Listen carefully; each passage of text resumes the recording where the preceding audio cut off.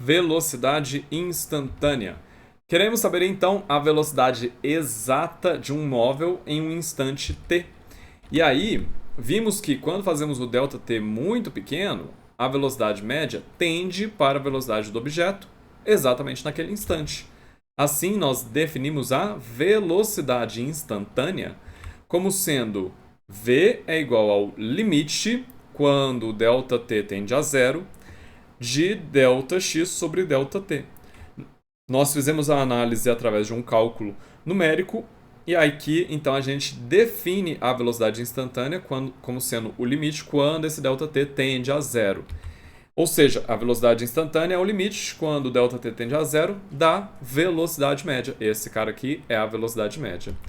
Uma forma mais concisa de representar essa ideia é através da derivada. Olha só, você estava doido ou doida aí para ver a derivada aparecer, eu tenho certeza disso, porque você já estava percebendo que isso ia dar a derivada, e deu.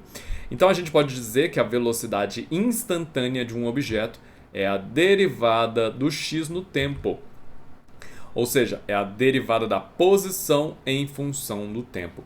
E repare então que esse x tem que ser uma função de t. E é por isso que a gente escreve a equação horária, né? Porque se nós tivermos a função horária da posição de qualquer objeto, mesmo que ele não esteja no MRU, nós podemos determinar sua velocidade em qualquer instante através da derivada. Se você tiver a função x de t, a função horária da posição de um objeto, você consegue determinar a sua velocidade através da derivada.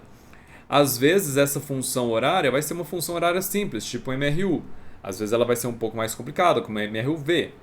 Pouca coisa, né? Mais complicada.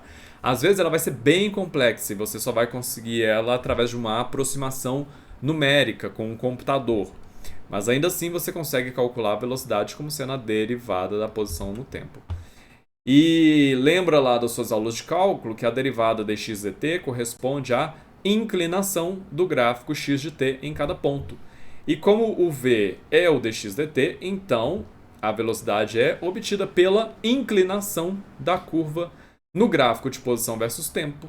Ou seja, se você tem aqui então um gráfico de posição em função do tempo, aqui está chamado de S, mas é a posição, tá? A posição na vertical em função do tempo. E essa é a posição do objeto ao longo do tempo. Então, em qualquer instante, se você pegar a inclinação da reta tangente ao ponto, então nesse ponto T1 a inclinação é essa daqui, essa inclinação vai te dar a velocidade. E nesse caso aqui, repara que a inclinação é negativa, logo a velocidade também é negativa. Da mesma forma que neste ponto T2, a gente tem a inclinação da reta tangente, que vai te dar a velocidade do objeto nesse instante T2.